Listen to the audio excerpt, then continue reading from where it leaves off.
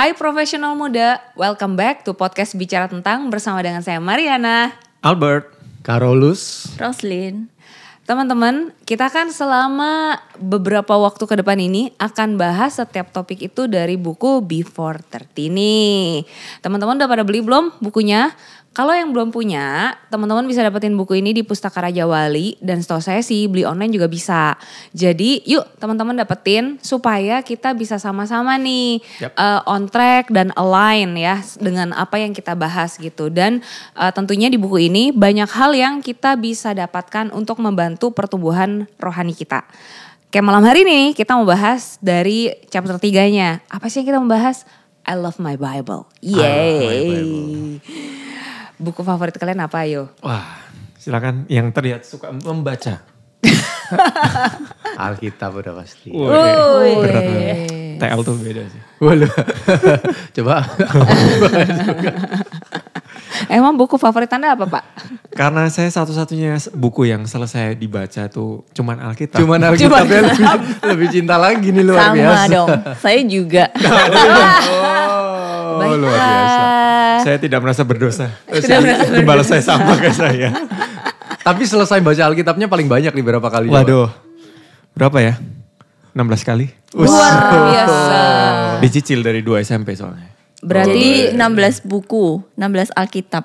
Enggak, Baru, saya bolak-balik baru. aja. Baik. Tapi ini Alkitab Selesai 16 kali. Ini Alkitab keempat. Wow, yang 3 berarti nasibnya buluk. udah buluk. Udah buluk. Saking sering bolak-balik ya. Kalau Kokar udah Kalau aku sih Katam. Sebenarnya hobi baca sih. oke. Cuman nggak langsung dari awal suka baca Alkitab. Wah, kalau hobi baca bisa lebih dari 16 Nah. dong. Nah, Ini itu. aja gak suka baca. itu. Harusnya berarti lebih dari Kokar Iya. mulai baca Alkitab usia berapa? Sebenarnya mulai baca Alkitab serius ya sampai habis itu Pernah baru bercanda ya? Pernah lah, pernah bercanda. Bacanya gini. Enggak bukan. Maksudnya waktu zaman sekolah minggu kan, pasti kita Oke. baca Alkitab ya kan. Disuruh guru sekolah minggu. Suruh guru sekolah minggu. Oke. Seenggaknya kan ditanyain, ayo kita buka sama-sama yang udah ketemu Pasti katakan. ngincer hadiah kan? Enggak. Tahuan nih ya. Penuh judgement ya di sini ya.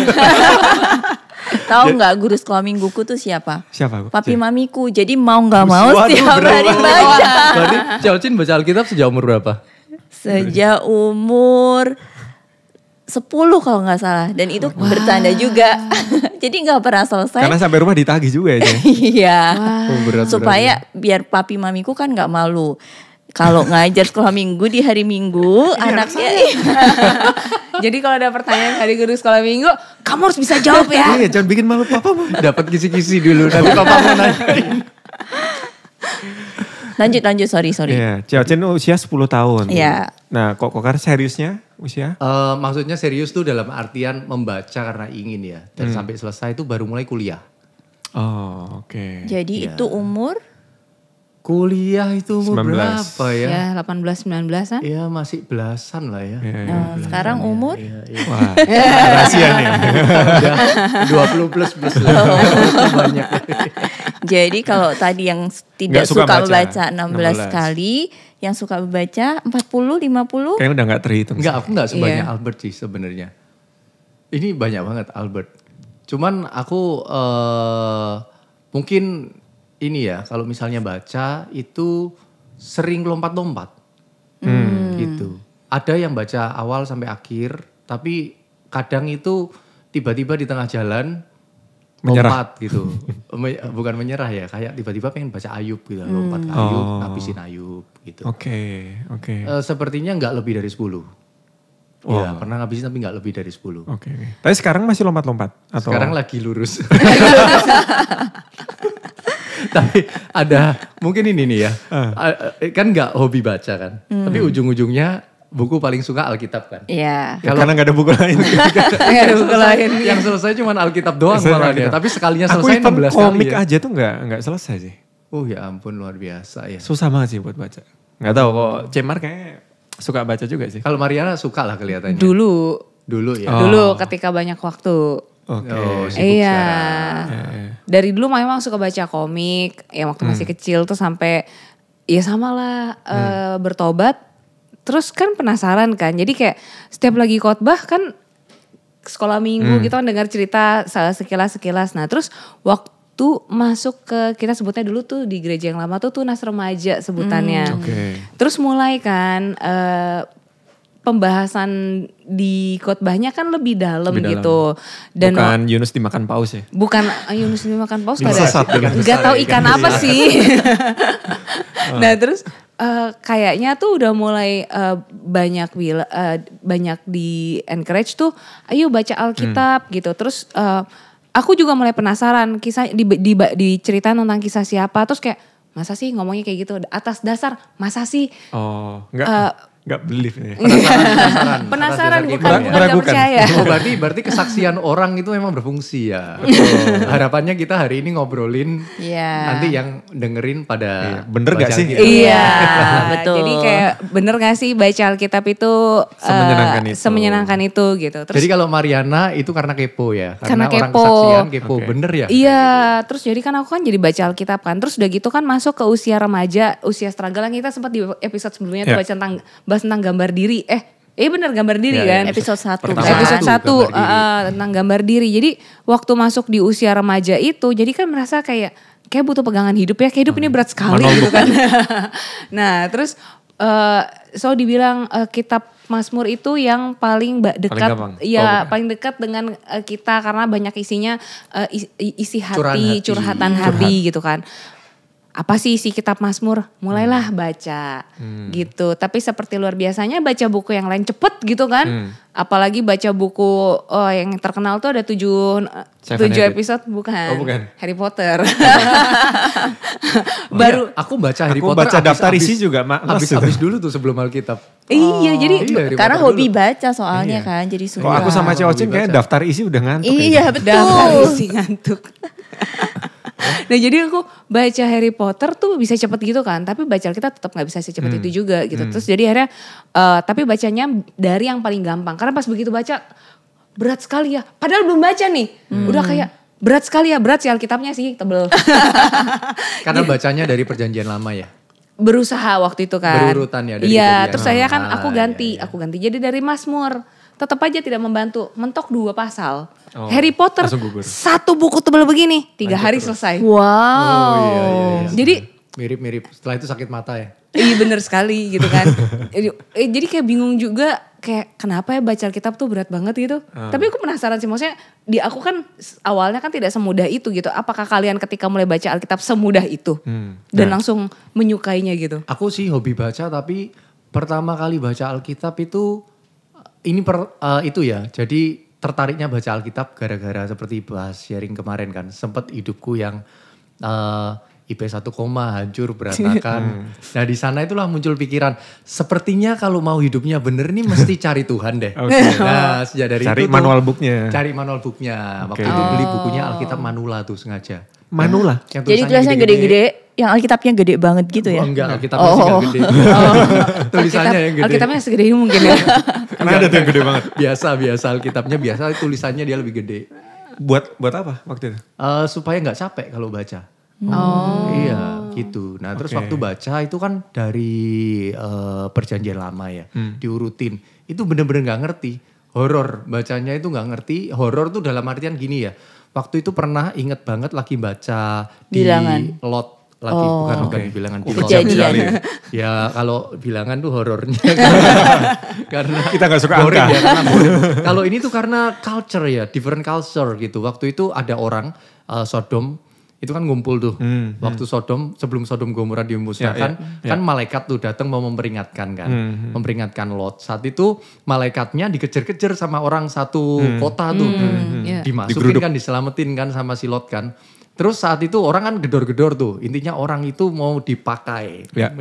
Minta dikeluarkan. Cuman Lot ini melakukan sesuatu yang di luar nurul. Anaknya. Ini tamuku, jangan kamu apa-apakan. Ini ambil saja 2 anakku yang masih gadis. Di luar nurul. Ini buku aneh banget nih kayak gitu. Itu sekalinya baca langsung dapat yang perikop itu. Susah sekali untuk masuk. Karena ketika dibahas itu seperti Abraham berbohong kan. Kita tahunya kan Bapak Abraham mempunyai banyak. Nah itu kan kontradiktif tokoh di Alkitab.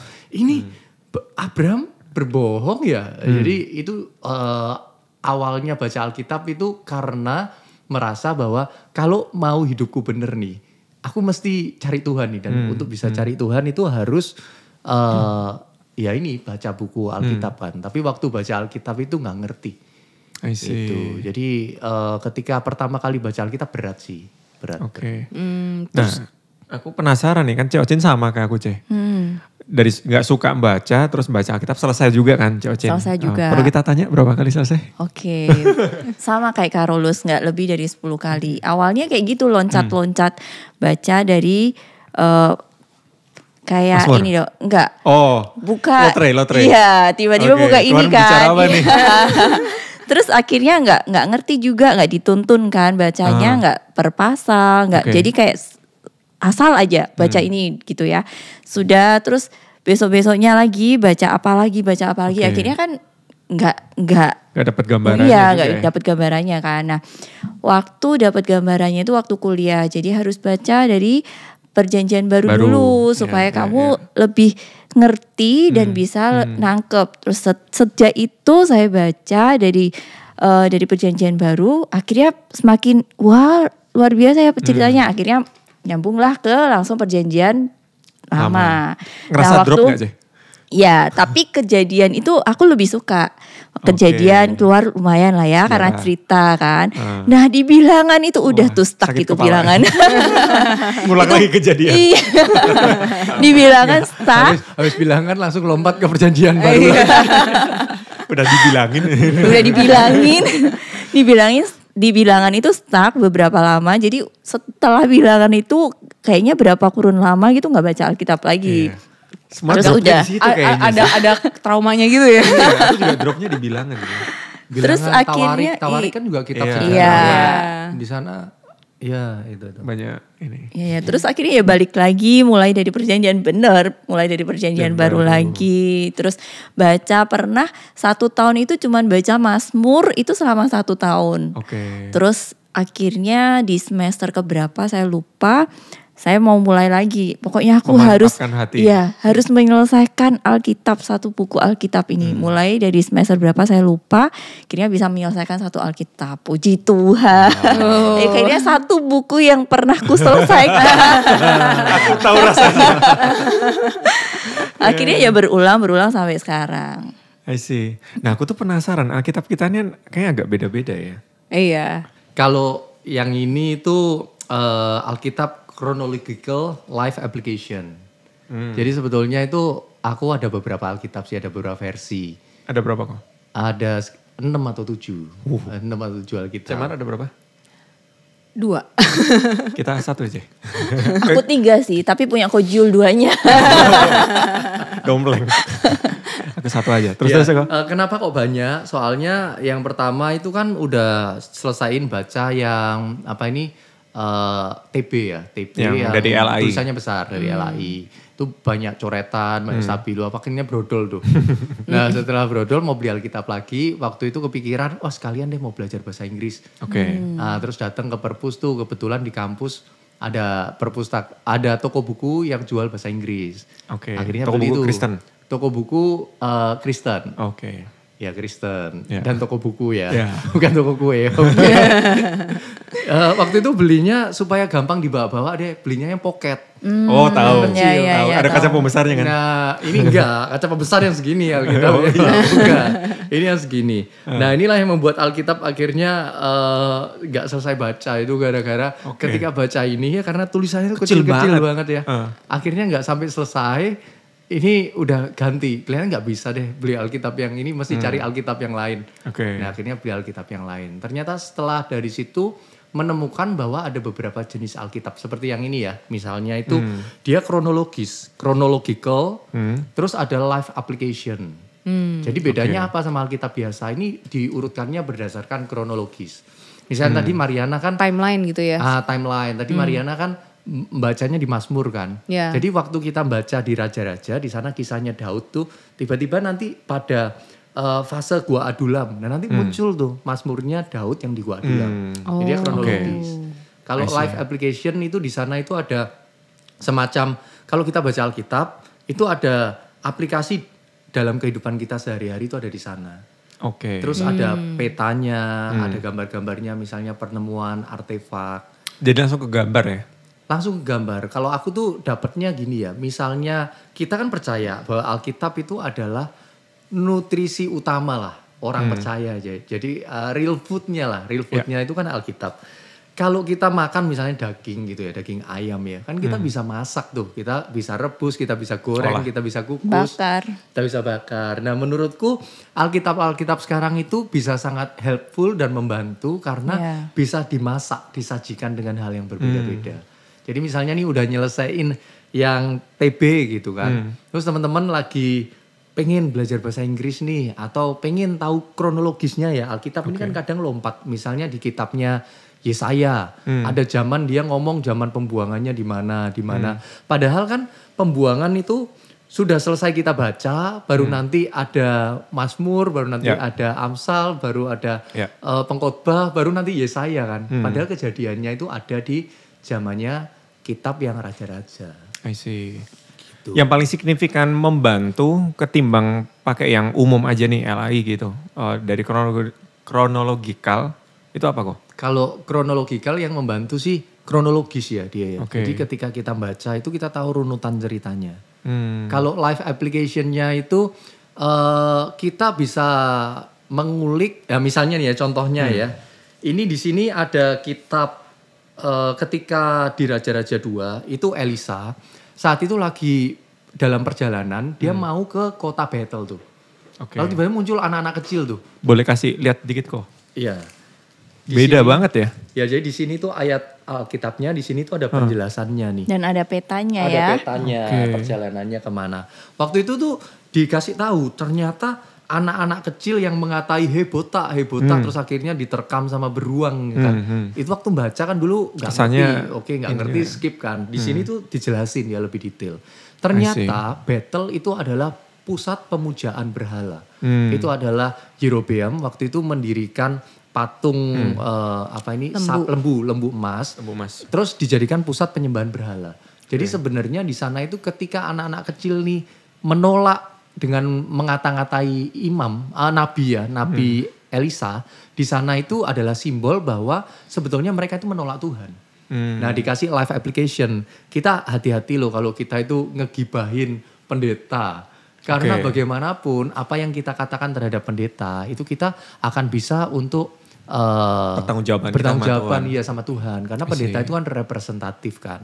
Jadi sana sekalipun mungkin ada ketidaksetujuan atau apa, kita jangan sampai jatuh ke dosa untuk kita mengata-ngatain judgment. Nah itu sih menurutku ini ada satu cara di mana kita bisa baca Alkitab dan caranya itu menarik gitu. Iya seru juga ya, maksudnya sekarang tuh bisa ada Alkitab dengan penjelasan gitu. Maksudnya kalau dulu kan ya kita cuma baca gini tuh. Kita cuma baca Alkitab LAI juga kan. Iya jadi kayak misalnya dulu kalau misalnya aku gak ngerti, yang bisa dilakukan adalah aku catat. Jadi setiap kali aku gak ngerti, pasti banyak lah ya. Maksudnya apalagi pertama kali baca, usia juga waktu itu masih SMP. Jadi udah pasti terbatas banget pemahamannya gitu. Jadi apalagi waktu itu aku bahkan mulainya dari Mazmur. Mazmur aja aku nanya, kenapa ya si Daud ngomong kayak gini? Kenapa ya kayak gini gitu kan? Jadi itu biasa awalnya pasti ngira yang nulis Mazmur itu semuanya Daud ya? Iya. Tapi enggak sih udah ada enggak juga kan di atasnya kan ada sebut namanya. Nah itu ada enggaknya juga. Waktu baca Mazmur dulu aku ngiranya semua yang nulis itu Daud. Iya, taunya kan gitu kan. Tapi pas baca ini kan ada namanya ya, maksudnya gimana ya gitu. Jadi maksudnya apakah beda rasanya? Iya, jadi sempat mikir kayak apakah penulisnya dia tapi Daud yang nyuruh nulis gitu loh. Ya kayak Asaf gitu kan. Itu kan mungkin yang memuji ada Bani Korah. Itu betul. Soalnya dulu awal-awal kan nama-nama itu gak familiar kan. Iya. Cuma taunya Daud. Nah di momen yang waktu aku pas baca gak tahu artinya. Jadi kadang ada yang sengaja aku catat. Untuk nanti aku tanyain ke pendetanya. Ke pendeta aku. Jadi seniat itu tuh dulu saking kalau tiap kali gak ngerti. Kan banyak kan. Dijawab tuh sama pendetanya. Dijawab tentu saja. Masa gak dijawab belum gitu ada kan. Google tuh kelihatannya. Belum ada. Dia bertobatnya early banget sih. Iya. Zamanku udah ada Google sih.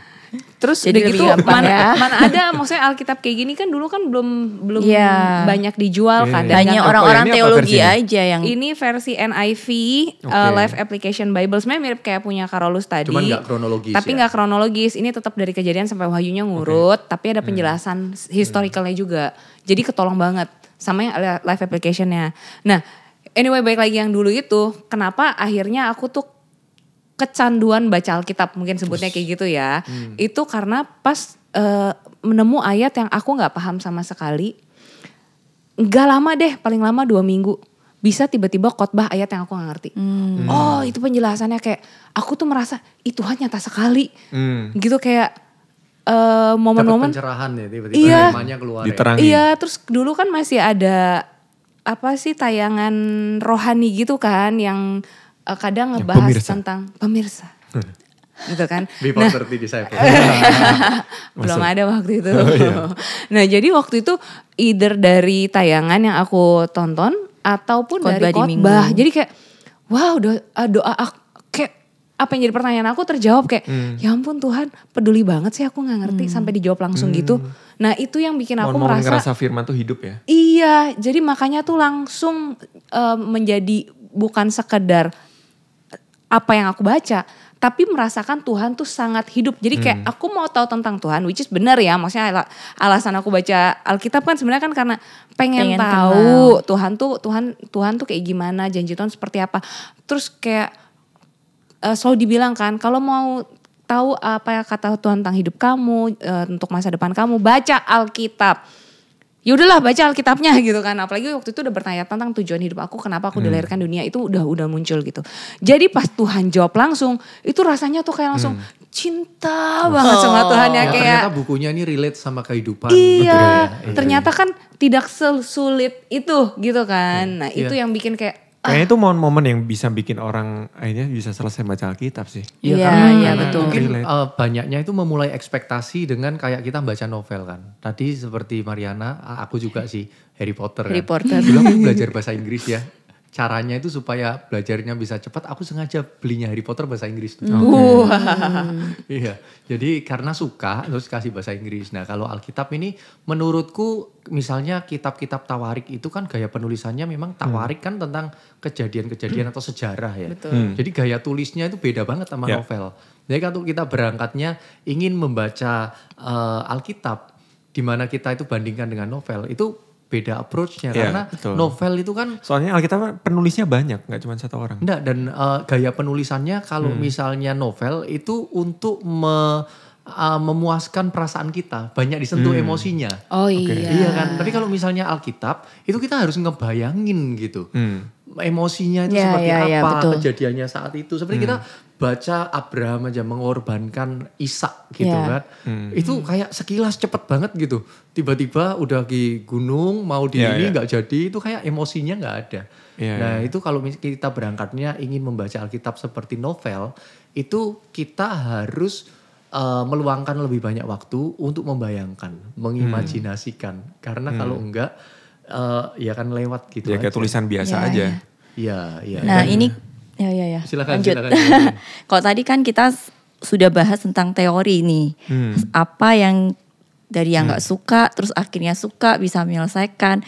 Pernah nggak sih kalian itu merasakan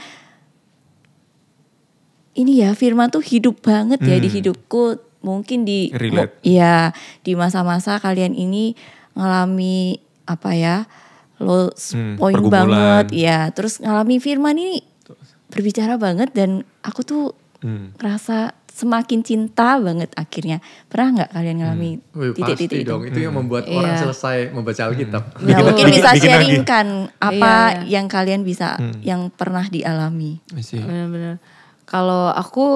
Kalau dari masih ABG itu ya kan bacanya kan masih dari ABG. Jadi waktu itu kan sempet yang aku punya, yaitu yang aku akhirnya tidak cocok dengan satu geng populer tertentu gitu kan. Jadi kan merasakan gak punya temen. Ya bukan gak punya temen sih, lebay juga ya kalau bilang gitu. Punya teman, cuma maksudnya kok jadi punya musuh gitu. Jadi pas baca kitab Daud, Mazmur gitu kan, kitab Daud mana ada ya. Kitab Mazmur. Itu jadi kan dia kan mengeluhkan tentang bagaimana perlakuan orang buruk terhadap dia. Nah itu tuh menolong aku. Jadi dari momen-momen itu udah banyak banget yang sebenarnya menolong aku dalam setiap fase kehidupan. Terus yang paling berkesan banget ya, mungkin yang aku sebut akhirnya jadi monumen, jadi milestone-nya aku dalam Alkitab itu sebenarnya ketika waktu itu nggak punya, pokoknya masih gaji tuh UMR, kerja tuh udah kayak merasa udah luar biasa seperti buruh kasar. Saking beratnya aku merasa kerjaannya gitu. Enggak beneran buruh kasar, maksudnya karyawan kantoran, tapi merasa kerjanya seberat itu. Waktu itu dapat yang Yesaya 60, kekayaan bangsa-bangsa akan datang kepadamu. Aku aminkan, ayatnya melompat nih menjadi rema kayak, tapi memang butuh duit sih Tuhan gitu kan. Nah, tapi aku pegang gak tahu kenapa ayat itu tuh kalau ketika kita baca, jadi ada momen-momen yang kita baca biasa aja. Tapi ada momen-momen ayat itu kan melompat keluar. Betul. Nah, jadi waktu itu ayat itu tuh melompat keluar. Aku pegang aja ayat tersebut kayak Tuhan ingin memberkati aku berarti. Kekayaan akan datang dari masa-masa. Gimana cara gak tahu, pokoknya urusan Tuhan lah. Saya mah percaya aja apa kata Tuhan gitu kan. Nah, gak lama aku tuh tiba-tiba pokoknya situasi yang berat di perusahaan aku tuh semuanya berbalik kayak membalik telapak tangan mudahnya. Jadi orang yang selama ini menghalangi karir aku, yang bikin aku merasakan frustasi dan lain sebagainya, tiba-tiba keluar. Atasan aku sendiri sih. Terus dia keluar digantikan dengan orang yang luar biasa, very good leader. Leadershipnya bagus banget. Dan dia langsung kepikiran kayaknya gaji Mariana mesti dinaikin. Jadi lah bisa tiba-tiba gaji aku dinaikin langsung 100%. Wow. Terus udah gitu dapat reward. Jadi tiba-tiba tuh aku undang, kan kantor pusatnya kan di US. Tiba-tiba langsung diundang untuk ikut annual meetingnya di US. Aku ditebangin bukan naik business class tapi first class. Wow. Terus kayak gaji segini naik first class yang bener aja gitu Kekayaan kan. bangsa-bangsa ya. Nah, Bukan, mending dicairin kasih petahnya aja. nah pulangnya aku dipanggil sama bos aku ini. Dikasih tahu, Mar, kita tuh pengen appreciate banget karena kamu tuh help our company a lot. Terutama karena aku yang ikut bahkan nyari kantor, bikin akte dan lain sebagainya itu aku set up dari awal gitu kan. Jadi kita pengen appreciate kamu. Dikasih bonus, pas aku lihat bonusnya, wow.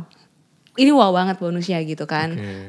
Beberapa kali lipat dari gaji aku dan Buat beli soto banyak lah ya. sampai Bangsa itu kayaknya. Iya, langganan soto beberapa tahun cukup kayaknya gitu kan. Nah, terus jadi kayak wow, luar biasa banget gitu. Dan aku tuh baru ngeh. Jadi pas sudah terima duitnya masuk ke dalam rekening baru percaya dong, oh beneran gitu kan. Terus baru ngeh kayak aku kan kerja di perusahaan ekspor. Uangnya kan masuk dari luar negeri, dari customer kita kan dari luar negeri masuk ke Indonesia, dan aku kerja di perusahaan asing, literally kekayaan bangsa-bangsa, aku terima. Itu pas digenapi luar biasa. Satu, banyak sih ini nih, milestone kedua, Matius 6 ayat 33, semua orang pasti hafal. Ayo. Coba dibacakan. Ayo Kokar. Matius 6 ayat 33. Ayo silakan. Tetapi carilah dahulu Dahulu kerajaan Allah dan beserta kebenarannya. Maka semuanya tambahkan kepadamu. Tuhan, aku sih cari kerajaan aja. Kalau boleh ditambahnya nanti. Aku pengen banget beli mobil waktu itu. Beli mobil, sukanya hatchback warna putih. Aku gunting. Taruh. Gak maksa Tuhan, aku cuma bermimpi pengen punya mobil ini. Taruhnya di Matius 6 ayat 33. Terus singkat cerita, uang terkumpul cukup buat beli mobil tapi warnanya merah. Nah terus abis itu kita, aku berangkat ke US tadi itu kan. Aku berangkat ke US. Nah pulang dari US, mobil merahnya udah gak ada. Adanya warna putih. Inisiatif ngejual mobil itu. Karena mobil itu sebenarnya gak terlalu bagus. Oh biasa aja lah, mobil biasa banget lah. Aku pulang mobilnya udah jadi hatchback warna putih. Kakakku mengambil inisiatif ngejual mobil merah aku karena dia bilang, aku tuh dapat mobil ini.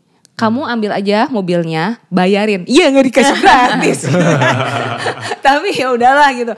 I'm okay dengan nyicil mobil si putih itu karena nyicilnya murah karena kakakku yang ngebayarin mobilnya, aku suruh nyicil ke dia. Jadi murah banget dan itu mobilnya bener warnanya putih. Mereknya gak sesuai, tapi ternyata setelah aku coba, mobil yang aku dapat itu even better daripada yang aku gunting, aku taruh di Matius 6 ayat 33. Itu di Alkitab pertama aku, bukan di Alkitab yang ini. Sampai sekarang masih ada, itu bukti kayak Tuhan aku gak pernah minta, cuma kalau boleh. Tapi Tuhan gak lupa. Ada lagi nih, ada lagi. Milestone-nya ya. Milestone lagi. Nah, Oke. milestone yang terpenting lagi. Waktu itu mau masuk masa sulit. Nih setelah ngerasain masa, enak hidup segala macam. Di 2016an kalau gak salah apa 2017, aku tuh udah ngerasa gak tau kenapa kan ketika kita punya hubungan sama Tuhan, kita tuh kayak bisa, dan di Alkitab tuh sering banget ditulis, kita bisa tahu masa depan. Tuhan itu memberitahukan hal-hal yang akan datang. Itu sering banget itu kayak gitu. Tuhan akan menggenapi janjinya. Jadi itu aku percaya sekali ketika kita dekat dengan Tuhan, pasti Tuhan akan memberitahukan jalan hidup kita yang harus kita pilih. Nah, aku dapat hints di dalam roh aku, maksudnya merasakan, bukan ngerasain ya, kayaknya aku kan masuk ke dalam masa-masa yang berat nih. Dan waktu itu ditulis, itu nggak tahu ayatnya yang merema kalau keluar itu adalah padang gurun. Menyeramkan sekali ya gitu kan. Tapi dikasihin ya. Tapi dikasihin akan masuk ke padang gurun. Dan ternyata benar setelah itu memang aku mengalami banyak sekali hambatan dalam pekerjaan. Bukan sampai kayak gak punya uang yang tidak dipelihara Tuhan. Tuhan tetap adil, Tuhan pelihara hidup aku. Cukup makan, tapi kayak dikasih warning, it will just be cukup doang, gak lebih. Cukup untuk bertahan hidup doang. Lucunya sebelum masuk ke dalam masa, benar-benar masa padang gurun itu di awal Tuhan kasih di Yesaya 37. Itu gak tahu kenapa ayat tuh tiba-tiba melompat keluar gitu. Kayak di tahun pertama kamu akan makan dari apa yang tumbuh. Ini dulu bahasa Inggris sih, kalau bahasa Indonesianya. Albert 16 kali mungkin hafal. Nanti aku terjemahin ke bahasa Jawa.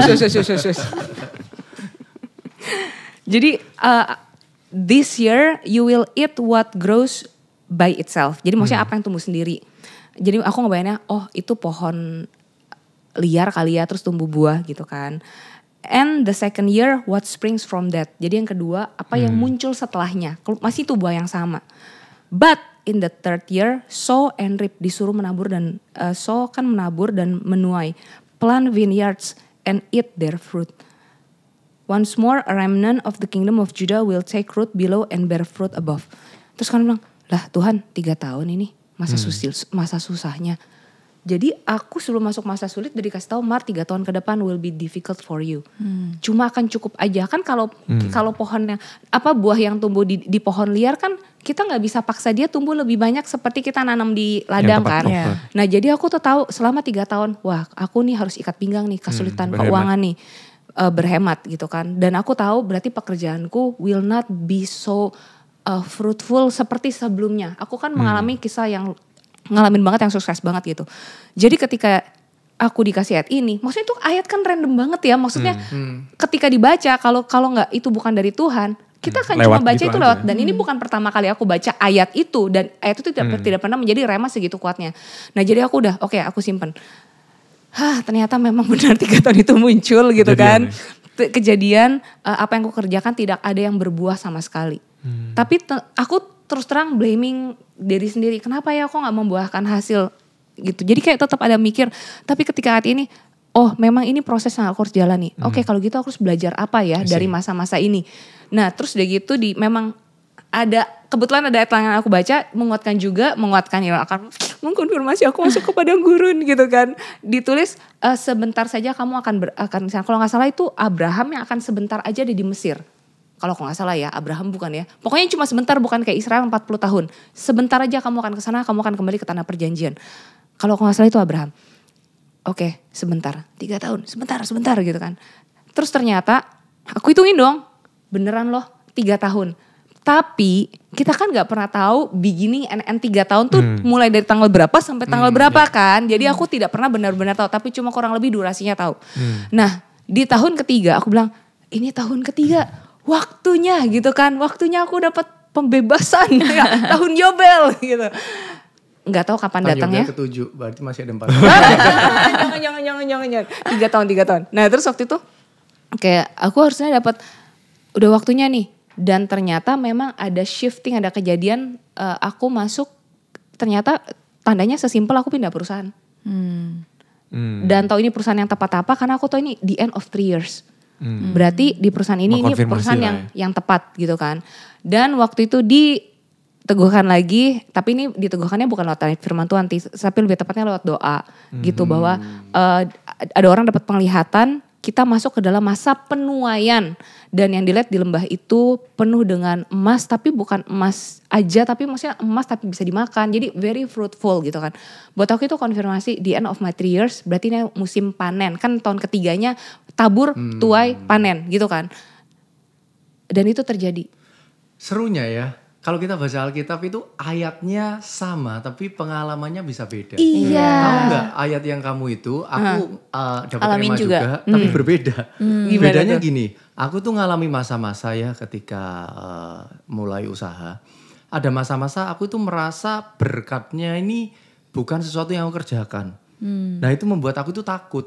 Oh, karena kenapa? kayaknya given gitu ya? Karena kayak, loh ini gak bisa repeatable ini. Ngerti gak sih? Iya, Kalau iya, kita tahu prosesnya, kita lakukan ini, hasilnya ini, Iya, itu iya. bisa repeatable. Tapi ini itu aku dapatnya sesuatu yang besar dan berturut-turut 2 tahun. Itu terlalu besar, ibaratnya yang aku kerjakan dapatnya segini, ada sesuatu yang besar yang harusnya itu kok bisa gitu ya. Hubungan sama kurs dan lain sebagainya. Lalu di tahun ketiga itu aku sangat penuh kekhawatiran tuh. Penuh kekhawatiran karena ini gak repeat ini. Karena gak bisa di-repeat. Nah dapat ayatnya itu Tuhan ngomong. Intinya tahun pertama kedua itu memang kamu dikasih sesuatu yang memang ya dikasih gitu aja tumbuh dengan sendirinya. Tapi di tahun ketiga memang kamu gak boleh expect itu. Kamu harus harus ada kerja. mengerjakan. Iya. Nah sejak itu mulai ayat firman Tuhannya lebih ke dituntun supaya membangun sistem. Supaya di sana lebih mempersiapkan, menabur, menuai. Di sana ada rema juga yang dapat. Jangan menilai harimu dari tuaian yang kamu dapat. Tapi dari apa yang kamu tabur hari ini. Jadi di sana itu gak usah mikirin lah tuaiannya. Yang penting itu kamu secara step by step, kamu hari ini naburnya apa. Nah itu jadi ayatnya sama, cuman aplikasinya bisa Iya. melompatnya Agree. beda ya. Iya, dan ternyata ayat yang kita dapat seakan-akan melompat keluar, kita nggak bisa anggap itu remeh juga, seakan-akan oh ini kebetulan kita lagi menghadapi situasi ini, kemudian ayat itu berbicara, ternyata lebih daripada itu. Jadi aku ngerasanya kayak Tuhan tuh yang ngomong langsung, Mar siapin hati kamu ya untuk kayak gini-gini. Aku ngerasanya sih kayak gitu sih. Jadi kayak merasa tuntunan Oke. Tuhan itu hidup banget. Iya gak sih? Iya. Nah itu bedanya saat kita baca Alkitab itu hanya sekedar baca dan kita baca Alkitab tuh minta tuntunan Tuhan. Nah itu perbedaan yang besar. Makanya saat kita mau baca Alkitab tuh kita benar-benar minta tuntunan Tuhan supaya rema-rema itu bisa kita dialami seperti Mariana dan Carolus dan pasti kita semua Albert dan yang lainnya pasti akan mengalami hal-hal yang spektakuler yang kita nggak sangka-sangka itu akan kita alami. Kuncinya di situ. C, boleh kasih tips nggak C? Dalam artian mungkin bagi sebagian orang yang mulai baca Alkitab kadang udah baca nih. Even dulu waktu aku pertama kali baca Alkitab selesai dalam setahun gak dapat apa-apa loh. Bukan gak dapat apa-apa dan ngerasa bahwa ini tuh kok udah sekali baca kan ibarat kayak buku sekali baca ya sudah kan.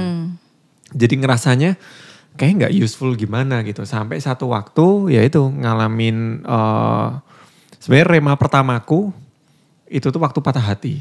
Gitu. Memang hati yang remuk dan hancur itu tidak Tuhan pandang ini. Betul. Tetapi ya aku agak lupa ayatnya apa. Tapi intinya tuh kan kecewa karena dia nanti kan patah hatinya. Intinya tuh ayatnya tentang di Matius kalau gak salah. Intinya tentang jangan membalas orang perbuatan jahat terhadap kamu gitu. Nah itu pertama kalinya ngerasa bahwa firman tuh hidup gitu. Tapi dari situ momen mikir gitu. Loh aku nih udah setahun selesai baca Alkitab. Tapi kok baru sekarang dapetnya. Nah di situ mulai wondering sebenarnya sikap seperti apa yang kita perlu bangun supaya firman itu tuh subur tumbuh dalam kehidupan kita. Dalam kehidupan Nah kok kita. menurut dari pengalaman C. Ocin sikap seperti apa sih C gitu. Yang membuat bisa firman tuh ya kayak yang tadi Kokar atau Cemar sampai itu kayak hidup banget gitu. Ya pasti kuncinya yang pertama kita sendiri tuh harus punya kehausan dan kelaparan sama Tuhan, sama firman-Nya tentunya. Dan saat kita sudah punya kehausan dan kelaparan itu nggak cukup sampai di situ aja. Ya tadi kita juga harus minta tuntunan Roh Kudus, minta hikmat Tuhan supaya saat kita baca itu semua itu bisa disingkapkan. Kadang kita baca tuh kayak apa sih ini nggak ngerti maksudnya, tapi saat selesai kita baca terus menjalani kehidupan, menjalani beberapa menit ke depan gitu ya, kita tuh kayak disingkapkan itu loh maksudnya tadi kamu baca itu ini gitu. Jadi kita harus minta tuntunan Tuhan. Nah, waktu baca itu kita juga harus merenungkan. Makanya firman Tuhan kan dikatakan, berbahagialah orang yang merenungkan, bukannya membaca kan. Merenungkan itu seperti apa? Merenungkan tuh kita harus melihat, what, who, where, when, how. Oh, 5W1 hanya gitu. Ya, supaya kita ini benar-benar bisa detail tahu apa yang ingin Tuhan sampaikan. Kita tuh bisa mendalami. Nah, itulah merenungkan. Nah, kalau kita tuh baca seperti itu, kita minta tuntunan Roh Kudus, kita merenungkan, pasti rema-rema itu akan kita dapatkan dan kayak firman tuh hidup banget di hidup kita. I see. Wah. Jadi kita harus paham juga konteks yang kita baca. Jadi nggak cuma sekedar membaca, tapi kayak bukan kita ayat perpotong-perpotong gitu. bener. Jadi kayak konteksnya ketika baca Alkitab ini di pasal ini tuh situasinya seperti apa ya gitu kan. Jadi kita mencoba merenungi gitu ya, Ce ya. Mau ngapain? Iya. Kalau kita mau baca Alkitab itu kita mesti harafiah kontekstual ya. Jadi harafiah itu kita harus membaca berdasarkan apa yang ditulis di sana. Terus kita juga harus melihat konteksnya. Jadi kalau misalnya kita baca nih satu ayat tertentu, kita harus tarik ke satu Contoh, pasal. sering ada ayat yang aku sering mengingatmu dalam Kan doaku. pengen cerita kan? Enggak. Ini kan. Itu kan orang sering ambil buat pendekatan gitu. Padahal konteksnya bukan Kitabnya itu. Paulus ya. Iya. Paulus yang bilang Buat bahwa anak-anak aku rohaninya. mendoakan kamu sering-sering gitu ya. Tuh. Di sana silakan Pak Aldo. Jadi gimana tadi kok lihat kontekstualnya. Ya kan? kita harus secara harafiah dan kita mesti ngelihatnya secara konteksnya. Jadi konteksnya itu secara keseluruhan ini sedang ngomongin apa. Misalnya contohnya apa yang tidak pernah dilihat oleh mata didengar telinga, tidak pernah timbul dalam hati gitu kan. Sebetulnya kalau kita lihat secara konteks itu Allah sedang berbicara bahwa dia menyediakan Yesus sebagai penebusan. Cuman kadang-kadang kita kan pakai comot ayat itu untuk menggambarkan mengenai berkat ya. Jadi ya, sekalipun itu juga bisa lah ya. Cuma sebetulnya secara konteks luas itu sedang menjelaskan mengenai kedatangan Yesus. Jadi kalau kita mau merenungkan Alkitab, ini kita perlu belajar juga sebetulnya cara kita merenungkannya. Jadi tadi kan pertanyaannya mau nambahin yang Ocin kan bilang, bagaimana kita bisa mengerti Alkitab? Kita harus meminta tuntunan daripada Roh Kudus. Karena kalau enggak, sama seperti saya kan tadi, ketika baca horor banget ini tentang Lot, tentang Abraham, loh anaknya mau dibunuh nih horor banget. Tanpa kita mendapatkan pencerahan. Tapi beranjak dari sana kita perlu punya komunitas juga. Karena komunitas itu ketika nanti sharing dapat rema apa, itu akan membantu kita untuk kita itu memahami dari sudut pandang berbeda. Juga tadi kita, kesaksiannya Cemar. Dan punya rasa penasaran. Dari orang cerita itu kita mulai muncul rasa penasaran, rasa ingin tahu. Dan dari komunitas itu juga nanti kita bisa bertukar pikiran ini dapatnya apa. Nah, kalau aku pengen gabung komunitas itu kemana kok? Kayaknya menarik sekali itu. Komunitas itu komunitas Pasti Connect Group. Itu bisa hubungi nomor yang ada di bawah. Jadi sangat membantu sekali kalau misalnya kita itu ingin bertumbuh di dalam Tuhan, kita itu masuk di dalam kumpulan orang yang memang mau sama-sama bertumbuh di dalam Tuhan. Dan gak perlu takut merasa pertanyaannya terlalu bodoh atau apapun gitu. Tanya aja di CG ya. Iya. Dan justru orang itu ketika ada orang yang penasaran terus nanya itu jadi ikut semangat ya. Betul. Ya, betul. Curiosity itu ikut ngulik menular. Iya. Benar. Dan menemukan komunitas yang suportif untuk interest yang sama, yaitu untuk mengenal Tuhan, untuk tahu isi Alkitab. Nah itu kayaknya seru banget. Maksudnya kita tuh nggak cuma sendiri mencari tahu dan bertanya-tanya, tapi punya tempat yang tepat juga untuk mengajukan pertanyaan-pertanyaan dan berdiskusi secara sehat. I see. Jadi tips yang paling ideal satu tadi nyiapin hati supaya minta Roh Kudus terangi. Supaya kita juga melihat Alkitab tuh tidak hanya sekedar dari pengertian kita, tapi membawa kepada pengenalan sama Tuhan. Iya. Jadi kadang kan kalau tadi kau kan baca, oh ini kayak Tuhan tuh jahat sekali ya. Membunuh ini dan lain sebagainya. Tapi begitu kita lihat, oh benang merahnya tuh tentang Yesus. Dari situ kita bisa mengenal, oh kenapa Tuhan mendidik gini dan lain sebagainya gitu. Dan mungkin paling ideal yang bisa kita lakukan ya start dari perjanjian baru supaya kita bisa mengenal pribadinya paling Yesus. Mudah itu karena perumpamaan perjanjian baru dan kitab Yohanes. Ya betul. Kitab Yohanes ya. Pada mulanya adalah firman. Dan itu pendekatannya itu approach-nya lebih ke karena pengenalan dari Rasul muridnya Tuhan Yohanes ke Yesus dan pendekatannya itu lebih menceritakan pribadinya Yesus. Betul. Iya betul. Dan banyak perumpamaan kan di situ. Banyak perumpamaan. Iya, Ceritanya lebih dari segi hubungan, relation. Terus kalau boleh menambahkan, sebetulnya Alkitab ini itu kan adalah makanan ya, makanan real foodnya orang percaya. Sebelum kita makan, itu kita perlu rohnya itu hidup dulu. Jadi akan sulit untuk mengerti Alkitab kalau sebetulnya kita belum lahir baru. Jadi kita kalau memang nggak mengerti, kita mungkin bisa berdoa sama Tuhan. Tuhan, aku rindu untuk menemukan, mungkin kalau saya tadi beranjaknya dari kelihatannya kalau mau kenal Tuhan itu harus dimulai dari Alkitab deh. Kalau Mariana kan tadi mungkin dari curiosity karena kesaksian-kesaksian ya. Tapi apapun itu kita itu harus memastikan bahwa kita itu sudah lahir baru. Kita itu dilahirkan kembali. Setelah roh kita dilahirkan kembali, baru roh kita itu akan butuh makan. Nah ada 2 ayat firman Tuhan nih yang mengenai makan ya.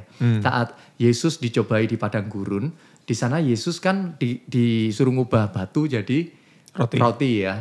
Di sana kan Yesus ngomong bahwa makananku itu bukan hanya roti, tapi juga adalah setiap firman yang keluar dari mulut Allah. Nah firman itu tuh rema. Bukan logos. Bedanya apa? Logos itu adalah yang tertulis ini logos. Tapi logos ini sampai satu ketika seperti tadi Mariana kan baca. Tahun pertama kamu akan makan dari yang tumbuh sendiri. Terus penafsirannya melompat gitu kan. Di saya juga melompat. Tapi beda kan. Beda. Nah itu adalah rema. Jadi rema itu Yesus sedang ngomong. Kalau kamu itu ingin rohmu itu kuat. Kamu harus makan. Makananmu itu adalah rema. Kamu harus renungkan Firman Tuhan. Ya, lagu. Kunci deh. Oke. Itu adalah lagu album GMS. Oke. Kita harus merenungkan, tadi si Ocin juga sempat mention bahwa kita harus merenungkan firman Tuhan. Yang kedua Tuhan tuh ada ngomong mengenai makanan ketika dia ketemu gadis Samaria. Di sana kan murid-muridnya nyari makanan. Waktu kembali Yesus ditanya, guru ini makanannya udah dateng gitu kan. Tapi di sana Yesus ngomong, tidak tahukah kamu bahwa ada makanan lain yang ada padaku. Nah di sana muridnya bertanya-tanya, Rabi apakah ada yang membawakan Ada yang kasih makan gitu kan. Terus di sana Yesus menjelaskan, sebab makananku ialah melakukan kehendak dia yang mengutus aku. Dan jadi ketika kita sudah renungkan firman Tuhan dan rema itu melompat, roh kita sedang makan. Tapi berikutnya kita juga perlu taat. Ada ini part paling penting, gak kalah penting juga ya. Betul, karena firman betul. Tuhan itu kan berguna untuk mengajar, menyatakan kesalahan, memperbaiki kelakuan, dan mendidik orang dalam kebenaran. Kalau kita ini sudah mendapatkan rema, di sana kita perlu taat, nah itulah yang akan membuat kita bertumbuh dalam Tuhan. Aku penasaran sih di masing-masing kita nih. Ada gak ayat Alkitab yang paling sulit ditaati di perjalanan kita baca Alkitab? Yang cukup challenging pertama dapat, aduh ini susah banget. Sampai satu poin Tuhan memberikan kekuatan untuk akhirnya kita mentaati dan melihat hasilnya gitu. Silakan Camar. Aku paling susah, bersukacitalah. Bersukacitalah, Iya. Oke. Udah itu dong. Sekali lagi ku katakan bersukacita. Sampai harus ditekenin ya. Sampai Kenapa? suruh 2 kali loh bersukacita. Kenapa bersukacita susah?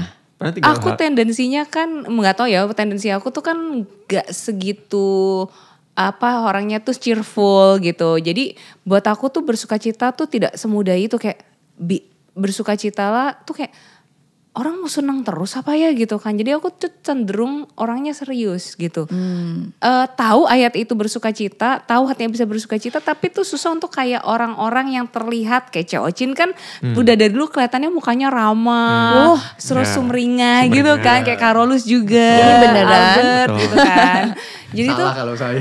Iya, saya juga kayaknya salah. Soalnya banyak aku juga orang kalau nggak ketemu saya gitu ya. Ih jutek banget sih. Gitu loh. Itu perasaannya Ceutin doang. Iya. Kita sih sumringah. Kami Gitu ya. menangkapnya nggak gitu Cek. Gitu. Terus jadi Biar aman tetap jadi TL. nah terus saya kalau aku bilang gila, bersukacita tuh susah banget ya gitu kan. Kalau lagi bete, kalau apa gimana bisa bersukacita gitu sih. Kok apa? Albert. Biarkan Albert dulu, yang Albert dulu. jawab. Aku biar nanya Cek. Apa, Beneran nih nanya. Beneran kali. nanya. Ya, kalau aku sih untuk mengasihi ya. Oke. Nah, itu tentang mengasihi, tapi aku rasa itu memang paling penting sih. Di Alkitab itu kan inti paling utama kita belajar seluruh Alkitab ini kan ngomong karya penebusan kan. Intinya Tuhan itu mengasihimu that much gitu di Alkitab ini. Termasuk ininya, tapi selain itu kita juga diminta untuk menghidupi kan. Bahwa sumber kasih itu adalah Allah gitu. Bahwa bukan kamu tuh mengasihi bukan karena kamu itu memang bisa mengasihi, tapi ya karena Allah lah sendiri itu adalah kasih, dia sudah mengasihi kamu. I see. Itu yang menurutku masih belajar terus sampai sekarang sih, bagaimana untuk kita, untuk saya ya secara pribadi ketika melakukan segala sesuatu itu kacanya adalah untuk mengasihi. Luar biasa loh. Tapi saya bisa melihat apa yang Carlos ngomong itu, dia benar-benar menunjukkan effortnya untuk melakukan firman Kelihatan Tuhan yang marah terus nahan. Ingat Ingat nih, kamu adalah orang yang sudah diampuni. Kalau Albert, kok aku agak ada enggak, kan? bukan pancingan karena ditanya. Kok Kokar kan belajar untuk mengasihi. Kok aku belajar untuk percaya kok aku dikasihi. Taat untuk percaya kepada kebenaran firman Allah ya. Tadi karena begitu besar kasih Allah akan dunia ini. Itu tuh sulit untuk dipercayai waktu itu sampai ya Tuhan menunjukkan berbagai macam effortnya untuk menunjukkan bahwa dia mengasihiku, baru bisa taat percaya bahwa oh ya memang Tuhan mengasihiku gitu. Iya, itu kuncinya sih kalau misalnya kita sadar kita dikasihilah, baru kita bisa mengasihi dengan tulus. Tapi mungkin gini kali, aku jadi kayak gini. Alkitab itu akan menjadi dampak ketika kita mempercayai Alkitab itu sebagai the absolute truth. Maksudnya di zaman Bukan ketika relatif ya? Bukan apa namanya? Relatif. Ya. Karena kalau ketika kita berpikir di dunia ini tidak ada absolute truth, susah juga sih Gak karena ada pegangan. nggak ada pegangan, Ya. benar. Jadi semuanya bisa relatif. Tergantung apa yang mau digantung gitu kan. Nah, tapi kalau kita percaya Alkitab sebagai the absolute truth, nah itu sebenarnya akan membuat kita lebih mantap menjalani hidup karena kita minimal tahu dari segala sesuatu yang di dunia ada satu yang pasti. Segala sesuatu di dunia itu nggak ada yang pasti kecuali Alkitab. Yes. Nah, aku tuh awalnya memang dari dulu suka baca buku kan. Tapi ketika baca Alkitab dan aku mendengar this is the absolute truth dan Tuhan sendiri kan bilang I am the way, the truth and the life gitu. Jadi aku percaya, oke, if I know that God is the truth, maka segala sesuatu yang aku baca harus berlandaskan firman Tuhan dulu. Anything against the Bible is not the truth. Nah, itu yang aku jadiin pegangan sih. Kayak aku nangkepnya kalau kita mau memastikan kehidupan kita itu ada pada pakem yang benar, kita ingin punya certainty, sebuah kepastian dalam hidup, pegang nih Alkitab. Karena kalau enggak, kalau kita masih mempertanyakan apa yang ditulis dalam Alkitab, ataupun kita punya pertanyaan tentang kehidupan, jawabannya kan selalu ada di Alkitab kan, I am the way, the truth and the life gitu. Selalu ada jawabannya gitu di dalam Alkitab. Karena aku merasa kalau kita nggak punya pegangan di dalam hidup kita, susah loh kalau ngadepin masalah. Gampang hancur. Hancur, mempertanyakan segala sesuatu, ya gak sih? Bener, makanya aku tuh akhir-akhir ini tuh dapatnya ini nih. Iblis, si ular tua itu pasti lihai banget kan. Jadi ketika dia mau memukul ke orang percaya, dia itu akan pukul di tempat yang paling efektif. Nah itu yang dia pukul itu adalah supaya imannya itu gugur. Kenapa? Karena tanpa iman, orang itu tidak bisa mengenal Tuhan, tidak bisa melihat Tuhan, apalagi percaya, apalagi terjadi mukjizat, udah gak mungkin kan. Makanya iblis itu akan berusaha sedemikian rupa, melalui kesusahan, melalui pencobaan, melalui hal apapun untuk membuat iman seseorang itu gugur. Bahkan seringkali dia akan kasih berkat, dia kasih kenyamanan, dia kasih kemudahan, supaya imannya itu gak muncul. Karena prinsipnya kan iman itu muncul dari pendengaran akan firman, akan rema. Bagaimana kita bisa dapat rema? Kita harus memperbanyak logos.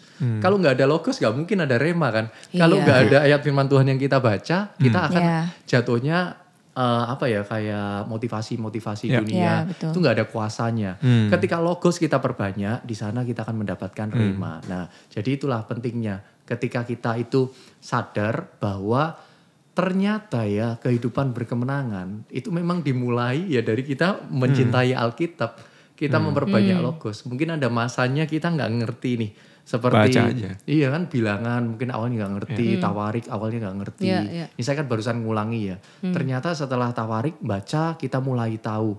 Oh kenapa ya kok yang Daud pertama kali punya niatan membawa tabut, lalu tiba-tiba Uza disambar, mati, lalu Daud menjadi takut. Terus ke Obed Edom itu ternyata ada penjelasannya. Obed Edom itu adalah suku Lewi dari Kehat. Kenapa harus suku Lewi, harus Kehat? Nah itu ada penjelasannya dan di sanalah logos ini melompat. Kalau saya sendiri lagi dapat remanya di situ. Melompat rema, nanti muncul iman. Nah dari imanlah kita punya pengenalan akan Tuhan dan iman kita bertumbuh. Setuju sih. Bisa seru itu ya baca Alkitab. Iya, actually so fun. Sehidup itu. Dan kita tuh harus mengerti juga gitu. Satu pemahaman yang waktu itu aku dapat selain Alkitab is the absolute truth, satu-satunya yang pasti di dunia ini. Selanjutnya tuh Yohanes kan bilang gini, pada mulanya adalah firman. Dan firman itu sebenarnya kan Allah sendiri, which is Tuhan Yesus Kristus adalah firman gitu. Jadi sebenarnya the word of God, firman Tuhan ini sama dengan Allah sendiri gitu kan. Jadi ini bukan sekedar logos yang ibaratnya kata-kata yang tertulis di atas lembaran kertas gitu. Tetapi ini adalah kata-kata yang keluar langsung dari mulut Allah yang sama powerfulnya, sama berkuasanya ketika kita baca dan mempercayai. Even though kita gak percaya, ini tetap akan menjadi absolute truth dan the anointed word of God. Tetap akan menjadi kata-kata yang diurapi. Percaya gak percaya memang itulah kenyataannya. Jadi ketika aku baca Alkitab ini, kan kita pasti ada masa-masa kegelapan lah ya. Masa-masa gelap dalam hidup kita dimana kita gak percaya akan ada sesuatu yang baik yang bisa terjadi. Akan ada situasi yang bisa berubah untuk menolong kita gitu. Tapi ketika kita percaya ini adalah firman Tuhan. Ini firman Tuhan yang bilang, ya contoh lah misalnya tadi kan aku lagi merasa susah banget. Nanti berkat dari bangsa-bangsa dari seberang laut akan datang gitu.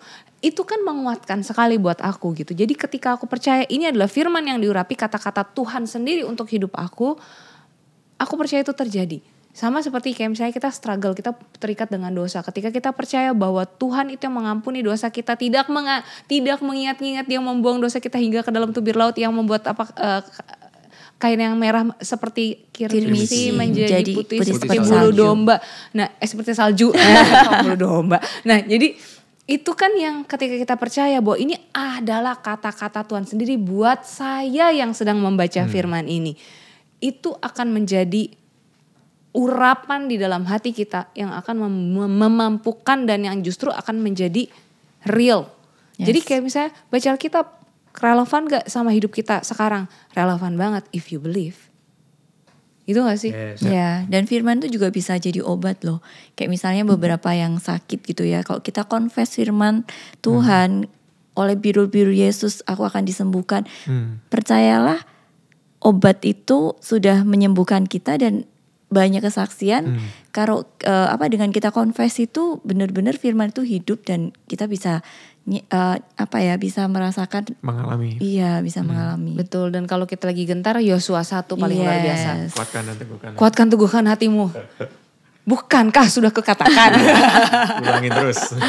Kuatkan dan teguhkan hatimu. Nah itu mungkin bentuk-bentuk di mana firman Tuhan itu sangat relevan sama di kita. Segala zaman pasti akan relevan sekali. Jadi mau kita ini masih SMA, masih kecil, SMA, masuk kuliah, bekerja, nanti kita menikah, sudah senior jadi oma opa gitu ya. Firman Tuhan itu akan sangat relevan di hidup kita semua. Dan ini dikatakan oleh orang yang tidak hobi membaca. Nah itu dia.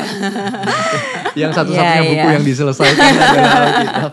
Dan yang satu-satunya Alkitab dan 16 kali diselesaikan. Jadi teman-teman yang sekarang belum mulai membaca Alkitab, kami encourage start to love your Bible. Mulai baca Alkitab yuk supaya kita ini menjalani hidup pasti aja. Oke? Ya. Sampai jumpa di episode selanjutnya. Bye-bye. God bless.